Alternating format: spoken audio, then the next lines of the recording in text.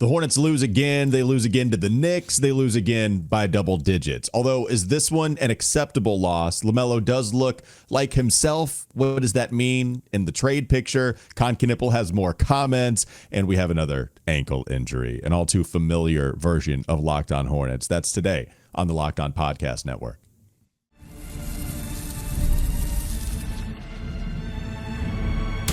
You are Locked On Hornets, your daily Charlotte Hornets podcast. Part of the Locked On Podcast Network, your team every day. In a minute, cuz we live.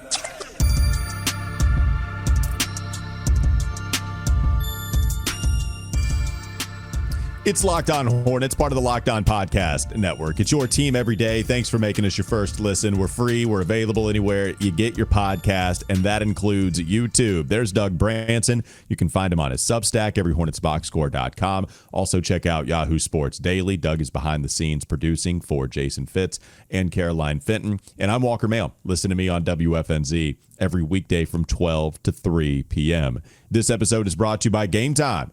Game Time? Download the Game Time app, create an account, use code LOCKEDONNBA for $20 off your first purchase. Shout out to Jay, who helps, I think, seating at the Spectrum Center. And when I work the Hornets games, my flight down the stairs to where I have to go to kind of stand off to the side and or do some of those hits at the court, Jay will say, "Game time," and give me some dap. And it is just the best thing ever. And so, I actually say, hey, I need my game time before I get on camera. And so Jay hits me with a game time dap, and I just love every single second of it. So huge tip of the cap to Jay, my guy. Just wanted to say that. Game time's a real thing. All right. It really wasn't that the Hornets showed up for game time in the first quarter last night. It's the first time that the Hornets failed to score 20 points in the first quarter this season. It was a real ugly first 12 minutes of action offensively. They did battle back in the second quarter. Brought it to within 3 points. Jalen Brunson, bingo, bango, bongo at the buzzer. They go up 6, and then eventually the Knicks separate themselves. They end up winning by double digits, 119-104. The story in this one, there's a couple of them, but LaMelo shot pretty well from the field here, Doug. It was the closest that we have seen LaMelo play to his old self, if you will. 34 points for LaMelo. 12 of 27 from the field, 5 of 13 from three-point range, 8 rebounds, 9 assists, 4 turnovers. That was as close to the old LaMelo as we've seen. It's the first time that he scored 30 points in a game this season since you had the triple-double performance October 26th against the Washington Wizards. Man, it's been a while. Thoughts on the game, thoughts on LaMelo looking like old, good, all-star level LaMelo Ball? You know what? I've decided something. I don't heart NY, okay? I don't like New York. I don't like Brooklyn. I don't like any of that. And I hope the Hornets are done in New York City for a while. On the LaMelo front, I thought that despite it coming when they were down, double digits and closer to 20 than 10, I liked seeing the LaMelo Magic drag them back into that game. 16 points in the fourth quarter. 5 of 10 from the field, 3 of 6 from 3. That's more like it. That reminds me of some of the beautiful, magical LaMelo moments that we've got in the past. But the biggest number of all, the biggest story of all, is 11 minutes in the fourth quarter. It seemed like shackles were taken off of LaMelo Ball, and Charles Lee finally said, go, go, go, go, go, help, help, help, help, help, which, hey, about time. I understand they're trying to manage him for the long term, but the Hornets were drowning, and LaMelo is, at his best, is a life preserver, and, Charles Lee had the life preservers locked away in a closet while the ship was capsizing. And so finally, and yes, the ship still sank in this analogy, but at least everybody had a couple of people got on some lifeboats and were able to be picked up by the Coast Guard. Yeah, the problem is those lifeboats didn't inflate when LaMelo wasn't going for 30 and he wasn't shooting very well. So we had these faulty lifeboats for a little while. Last night, you didn't have the faulty lifeboat. LaMelo reminded us of who he is with the fireball passes to the corner. I'll say he showed a level of control in the paint that we haven't seen this year. I thought that he battled when he got into the paint. He wasn't going to take any funny business, and he actually was patient when he got to his spot in the restricted area and actually was patient enough to shoot some of those shots and make them.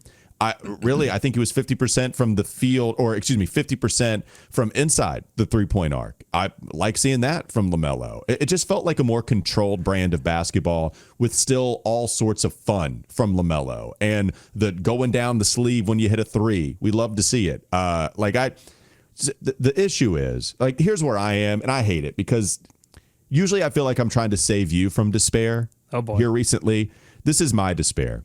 The issue now, with this season feeling like we're heading towards a crossroads with what this core can and can't do, with what the Hornets can and can't do with LaMelo and Miles, with ESPN, Tim Bontemps, Tim McMahon, I should say, any of the Tims, Brian Windhorst, all of them, talking about the trade market or lack thereof for the three-point guards in Ja Morant, Trae Young, and LaMelo, with all of this happening all at once. Part of the issue with the Hornets trading LaMelo is that one Western Conference executive says he has negative value. Well, now when LaMelo plays like this, if he strings together consecutive games where he plays well, do we get to use that to our own benefit, or do we have to talk about selling high? Like, now this is the framing of the conversation. We have some power over it. We do. But we can't keep talking about how we wouldn't trade LaMelo because you would get negative value. You would get something way off of 100 cents on the dollar. And as soon as he performs well, then say, oh, well, now we don't want to trade him.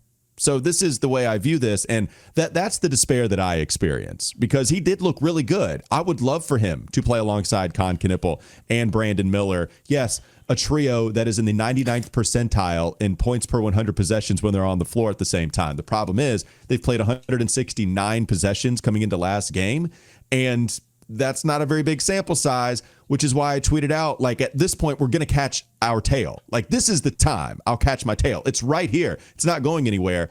And so this is the vicious cycle that I'm in. Doug, help me out of it. Okay, you gave me a lot there, so let me try to tackle this one thing at a time. Yeah. You mentioned his control in the paint. There was a moment that LaMelo Ball basically used I think Matt Moore, my former co-host on Locked On NBA, calls the SGA zombie arm move, where you don't go full extension because that's an offensive foul, but you get that arm out there where the defender has to do something with it or allow you on by, and the something with it is what SGA has made a living on in terms of drawing a foul.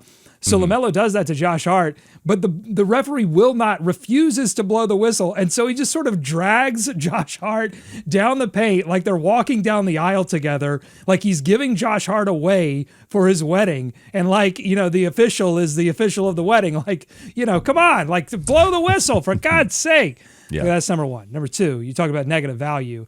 Negative value in the West or negative value in the East? They get the Western Conference guy. Is it negative value in the West? Because negative value in the West could be like neutral value in the East. And I would also say negative value now, but if he continues to put up 34, 8, and 9 over the course of the next couple of weeks, now all of a sudden, hey, that negative value is going to look a little bit more positive. But that's my point, right? It's that latter part being we can't just experience the 34, 8, and 9. Now we have to use it to go get some assets and get closer to that equal value, right? Like that's the cycle that we're in right now with all of the LaMelo trade talk. Yeah, I mean, look, should I just declare it? Like, the dream is dead. The dream is dead. Like, the idea of like LaMelo Ball and Brandon Miller and, then going to get supplementing those two with another veteran. Like, that dream, I just think that dream is dead. There's too many impingements there, and this stuff with Brandon. Like, I knew when they were holding him out, and it seemed like there were some whispers about surgery, but then it seemed like they were going to try to rehab it. I was like, I don't really know about this. Then he comes back, and now he's being continued to be managed Like, I worry. I'm concerned that this is ultimately, it's kind of what happened with Josh Green. That kind of came out of nowhere because it hit into the offseason. But I'm just sort of worried that this is suddenly going to take once the season gets truly out of hand, and if they do make a significant move closer to the deadline or not so close to the deadline, then I fear that wheel is going to turn all the way to, well, let's just go ahead and get Brandon's shoulder completely figured out and get him geared up for the next season. But that dream is dead. So yes, I mean, I think the Hornets and Hornets fans have to be looking at some of this from two perspectives. One, let's see some fun basketball. Let's have some fun out there and not be miserable and not be like quitting, and being a product you don't even want to watch on television.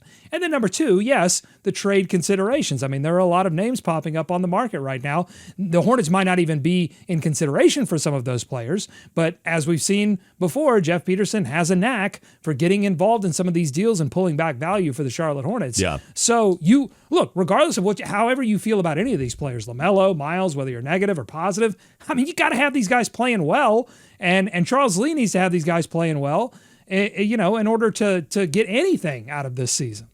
All right, coming up next on the Locked On Hornets podcast. More boat analogies. Bees everywhere!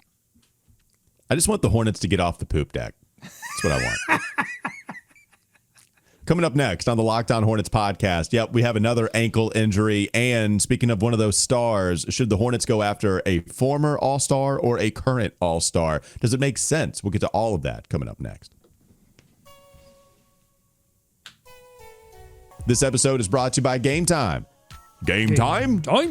The World Cup is coming back to North America, people, for the first time since 1994. And with 48 teams for the first time ever, it's going to be massive. But let's be honest, getting tickets, it's usually the hardest part. That's why the Game Time app is clutch, finally giving fans a real advantage when it comes to snagging seats. With Game Time, you can track price drops in real time, and you can get alerts when great seats open, buy tickets the moment they hit the app. It puts the power back in your hands, and it makes going to the World Cup realistic instead of impossible. You pull up the app, the layout makes it so simple to scroll through all of the matchups. Then you can compare seat views. You can pick a game, tap a section, and have your tickets locked in within minutes. No confusion, no hunting for the fine print. The seat view feature is also a game changer. You literally see what the pitch looks like from your exact seat before you buy. Take the guesswork out of buying World Cup tickets and every match, concert, or event with Game Time. Download the Game Time app, create an account, use code LOCKEDONNBA for $20 off your first purchase. Terms apply. Again, download the app, make an account, use code LOCKEDONNBA for $20 off. Swipe, tap, ticket, go. Game Time. More Locked On Hornets ahead.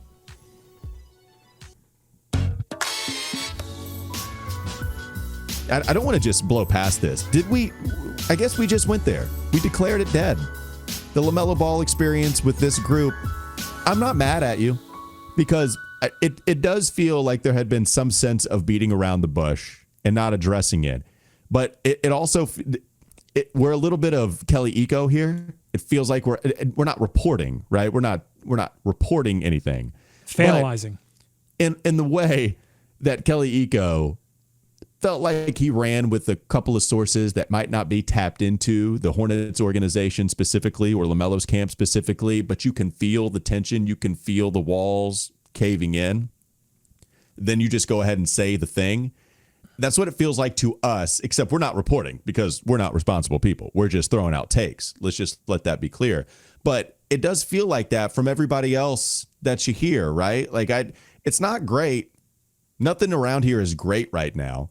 And so if we're in the 6th year of LaMelo Ball's career with the Hornets and we've had another year of injuries, this is the 4th consecutive season where we've experienced the LaMelo Ball injury thing, and now it's Brandon Miller experiencing the injury, and now like at some point you would feel like a trade is going to happen. So like it just feels weird to say out loud that I guess that's what it is. Like it in a way that is universally accepted or pretty close to universally accepted. And I'm just trying to come to grips with that, Doug. You said the thing. I just feel uncomfortable with the thing, even if I'm not denying its truth.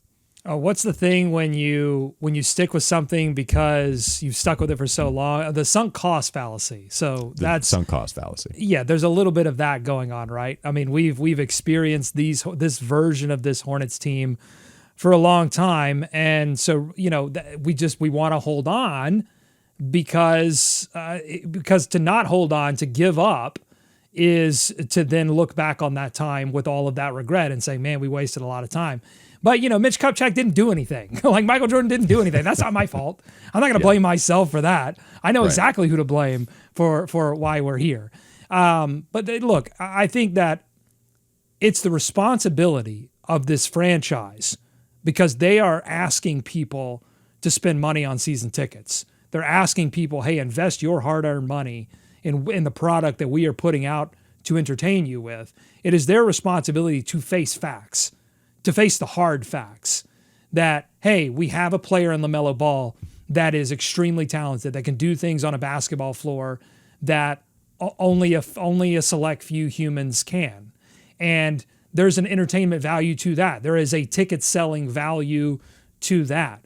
But if one, that player is not going to be as available, and two, there are other players that aren't going to be as available, and three, he's not going to necessarily jive with whatever, all the stuff, all the change that has happened around him, then you have to just face facts and say, all right, it's time to pivot. And honestly, like, I don't even think that's a hard pivot for fans to make if they've been paying attention, because this season was all about like looking at everything and saying, all right, honestly, the past 2 seasons have been about evaluating things. Hey, let's give it a chance. Let's see if the injuries subside. Well, look, they didn't subside. Okay. But you do, and what I've said all along, or at least for the past couple of weeks, is that in the best way, Kon Knueppel is complicating all of this, because I don't think I would be ready to declare that statement if the Hornets were still swimming around looking for a significant piece of talent, that is not LaMelo Ball, Brandon Miller. But now it seems like they are going to have that with Kon Knueppel, so it makes the off-ramp, a little less steep. It's still an off-ramp that they got to figure out how to navigate, but it's a little less steep now. Is it the off-ramp like what the 18-wheelers and the semis have to use coming down a mountain, where it's just a whole bunch of sandbars? Exactly. The little sand trap. Yeah. Brakes on fire. That's what the Hornets are, right? Their brakes are on fire. The traffic's got to get out of the way. They're hitting the Jake brake. Yeah. A lot of squealing, a lot of smoke. We'll survive, but it is painful. Now, all of that is very true with the off-ramp that we're taking and all of this. Speaking of LaMelo and jiving, I made this joke the other day. You can see on the bullet point if you're watching YouTube. Chris Paul and LaMelo Ball in the same locker room. Ball. The same franchise. Like, as many people know now, the Clippers just decided to send Chris Paul home because, shocker, Chris Paul was a basketball tyrant. Who could have seen it coming? Maybe everybody else that knows who Chris Paul is. So they sent him home. Ty Lue didn't like the way that Chris Paul was getting down, even though we know about the get down from Chris Paul. But the funny part is, when we have Chris Paul as this player that could come on home, we've done this quite a bit. Could Chris Paul come back to the Hornets over the last 3 years and have his farewell tour? LaMelo Ball and Chris Paul in the same locker room makes me laugh, Doug.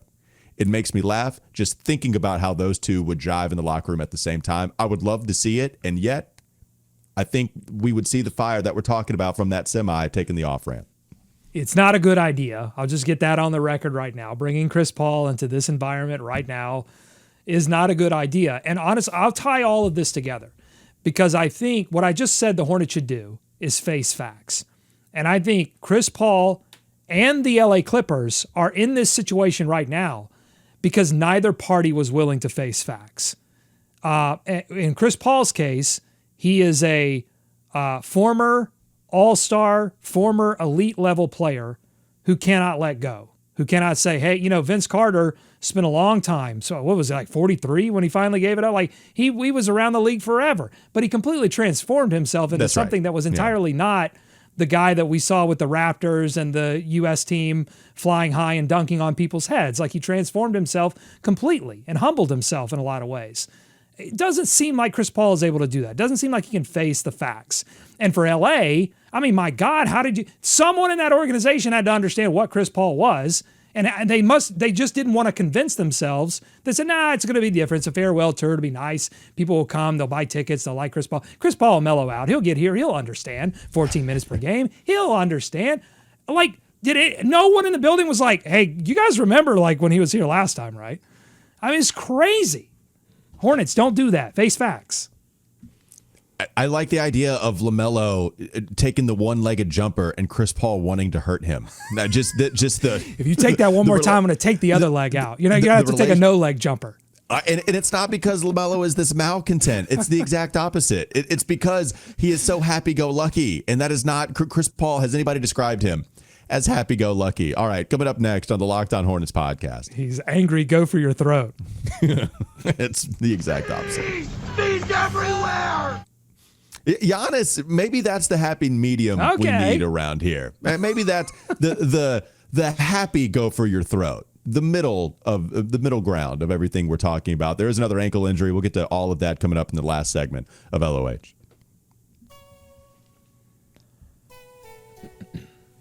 This episode is brought to you by Robinhood. What if sports were traded like markets? Now you can put your sports IQ to work in real time with Robinhood prediction markets. It's not you against the house. It's you participating in a live market. You can buy or sell your positions live all game long. Use your sports knowledge in the moments that matter. Robinhood prediction markets changes the game. It's people moving the action. So when momentum shifts, you can move with it.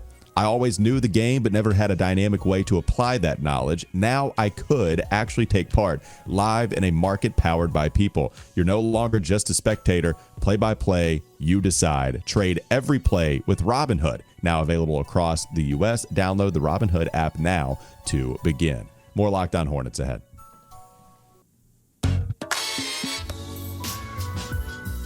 All right, so Chris Paul might not be a good idea. Totally understand that. Cross him off the list. Okay. All right. What about Giannis? Giannis even available? Haven't known for quite some time. Well, Shams put out a report, I believe it was yesterday, that finally it seems to have come to a head here between Milwaukee and Giannis. And Giannis and Milwaukee, they have had conversations about Giannis's potential next move. In fact, what Shams directly reports is that Giannis and his agent, Alex Saratzis, have started conversations with the Bucks about the two-time NBA MVP's future, discussing whether his best fit is staying in Milwaukee or going elsewhere. Now, he also, right after that, suffered an injury. I mean, unbelievable timing. And Giannis, it's not a bad one. It's not a bad one, but he did have an injury to his right calf strain, going to hold him out for approximately 2 to 4 weeks. Hornets going after Giannis. Anything there, Doug? Most likely not. I mean, all the reporting seems to suggest that if Giannis is going to be traded, it will be to a team of Giannis's choosing. That team is heavily favored to be the New York Knicks. In fact, there was some reporting that he asked to be moved to the Knicks in the offseason and then backed off of that and decided to stick it out with Milwaukee. So, I mean, I could see the Spurs getting in there and making a pitch, but it doesn't seem like there's not going to be a Giannis stakes. And so if I were to open up a small little mouse-sized hole in the house of Giannis, I guess I could see a world in which the Knicks and the Spurs play like hardball with the Milwaukee Bucks, and Milwaukee and Giannis decide, look, I want a new start, and here comes Charlotte with every single pick that they have, plus LaMelo, plus everybody but Kon. I mean, maybe Brandon. I mean, it's got to be like it has to be monumental, the offer. It's got to be on it. People have been making the joke that it has to be the Paul George level offer, but I honestly think it's got to be the Paul George offer, but you also know what SGA is. Yeah. Maybe everything except Kon. I think Kon would be the only untouchable piece. All right. I think there's a lot to get to here, but let's just start with the Knicks, because if Milwaukee really wants to get close to the best value for Giannis, they can't trade him to the Knicks. Giannis won a championship for Milwaukee. I believe in doing people a solid in this business. I believe in the people part. Now, it doesn't mean that you completely neglect trying to help out your franchise by trading Giannis to the Knicks. And in fact, you go to the ESPN.com write-up on this, and the write-up, I believe from Bobby Marks, says let's be clear. The Knicks, after trading 5 first-round picks for Mikal Bridges last year, have no chance of landing Giannis if the Bucks open trade talks with multiple teams. Right? Like the proposed trade between the Knicks and the Bucks, it's Giannis and Jericho Sims for Cat, Pacom Dadier, Tyler Kolek, and swaps. Like you have a 2026 first-round pick, top 8 protected, and a bunch of swaps because the Knicks don't have their own picks. So if you're Milwaukee, man, you can't trade them there. As much as I believe in the people part, you can't trade them to the Knicks with that little return unless you flip Cat. That would be the only way. The Hornets, they can compete. I'll let you go, but I will say if it's the Hornets or the Knicks, I mean, if you're Milwaukee, you can't tell that to your fan base. Hey, we got a bunch of swaps and we'll flip Cat. I don't know. Maybe flip Cat to the Hornets. He can stop burying us like he did the other night, and then for a bunch of picks, because that to me that's like it's not going to be. Yes, you're all the things that you just said are right. If the Bucks and the Knicks were the only 2 teams in the room, but what I think the Knicks are going to have to do, and what they will do, it's going to be like Ocean's 11 picks. They're just going to we need one more, and it's going to be a montage of them going to teams and saying, we have a Josh Hart here. Is there a first round pick that you would like to give up for Josh Hart? We've got a Mikal Bridges, and a Karl Anthony Towns, and all of this, and you accumulate all of these picks, and then you send Milwaukee off into their next rebuild. That's how it's going to have to happen. So yes, while the Hornets I don't think have any shot of landing Giannis, I think they have more than enough opportunity if they would like to pursue the acquisition of some kind of talent. They could do that with their picks, getting involved in this kind of deal. Yeah, trying to hit all the highlights. We talked about this on Charlotte Sports Today. I talked about it with Colin Hoggard. Going after Giannis would display a level of seriousness that a couple of regimes, maybe this entire iteration, has not shown before. Going after Giannis with all of the assets. Signing Gordon Hayward doesn't display that level of seriousness. Nothing would match going all in for Giannis. Perhaps an interesting conversation would be, who are the untouchables? Is there such a thing that exists when going after Giannis, right? Like, I know it's 30-year-old MVP who's on the books for a couple more years, and there is a player option. You don't want to get rid of Kon and Brandon, because then it's the Carmelo Anthony ordeal where you just trade for the star without anybody to help him, and then you just become a worse team than what Milwaukee is right now with him on the roster. So, like, with that being in mind, clearly Kon and Brandon Miller aren't as good as Giannis, but I would still deem both of them immovable, like untradeable, because they're so protected. Brandon is the interesting one, but like I'm not giving up on Brandon Miller after this being his early in his 3rd year. So perhaps that's a conversation that's worth having. Who would you protect at all cost in a potential Giannis pursuit? Kon Knueppel. Yes, Kon Knueppel to me is the only untouchable piece. But if we're having a serious conversation about this and not a fantasy conversation, Giannis is going to control this process, and he's not going to want to go to any team that is not equipped to win. And a Hornets team without LaMelo Ball and Brandon Miller and other pieces are not equipped to win. Right. But even like if you held on to Kon and brought his favorite player over to play with him, like that's, it's not gonna, they're not gonna be able to compete. So he was not going to want to do that. And that I'm getting even one level deeper. The more shallow level is, look, the Hornets could be the most serious team in the world about pursuing Giannis. And that pursuit could go like this. Hello, yes, Giannis, would you like to come to play for the Hornets? No? Okay, great, thanks. There's no they could be the most serious team in the world, and that's the pursuit. Because they are not operating in the same ways that Bob Bass used to operate, where there was a lot less player control in this process, and they could go out and, find opportunities to swing a Glenn Rice or an Anthony Mason and rebuild the team. This doesn't work like that.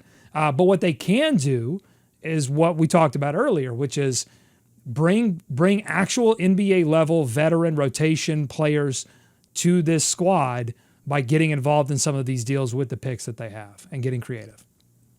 A couple of other questions. How much do the Hornets want to push their poker chips in, to use the example Jeff Peterson did in the trailer of one of the Hornets Real Access episodes? Or do they just want to not trade any of their assets, still sit on this war chest, use their own pick this year in what is a stacked draft and pick in the top 10, and leave us fans talking about another losing basketball team before they really go after it whenever that happens? Because we haven't seen it yet. Okay, but you're talking about trading with the team in Milwaukee. What's going on with Milwaukee right now? They pushed all of their chips, then went to the loan shark and got a bunch more chips that they couldn't pay for, and then pushed all those chips in. So you're dealing with the team that is sort of the nightmare scenario if you were to push all of your chips in. And that team had something. The Hornets have nothing. I mean, with all due respect to Kon Knueppel, they have nothing. They might have something with Kon Knueppel. We got to see if he can repeat it in year 2 and year 3.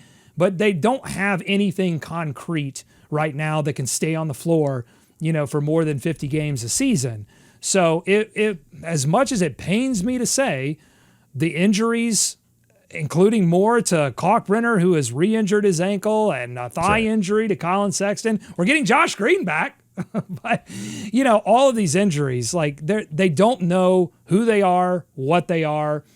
They would be much better off using a few chips, maybe building a couple more chips, maybe using a few chips to bring in some more veteran talent to fill out this rotation, to let the rookies develop in the way that they need to develop. Hopefully strike gold again in the lottery. But that's unfortunately, that's the only path right now for the Charlotte Hornets. I don't think it would be wise to push all the chips in. Are you calling Milwaukee Edward Norton in Rounders, where he just can't help himself and they just keep holding on for dear life, and they are borrowing other people's money in chips and they get caught and now they look stupid on the other side of this? I would call them that if I had seen Rounders. No way. This is surprising. This is Freaky Friday. This is very surprising. Usually it is you condemning me for having not seen a movie. It's true. Classic? I don't know. I'll leave that up for the YouTube commenters. Rounders is the DVD that I always saw in the Walmart bin, $5-10, and it always just got passed up. There was always something that caught my eye a little more than Rounders. Never got a Rounders. Do it. Yeah, John Malkovich, man. Pay that man his money? No, okay. All right. I mean, that's the Dan Le Batard drop, which you do know. I do. I have one more thing, but I want to end the show with it. So I want you to, if you have anything else, let's hear it. No, let's do it. What you got? Okay. Now this is going to be a serious pivot.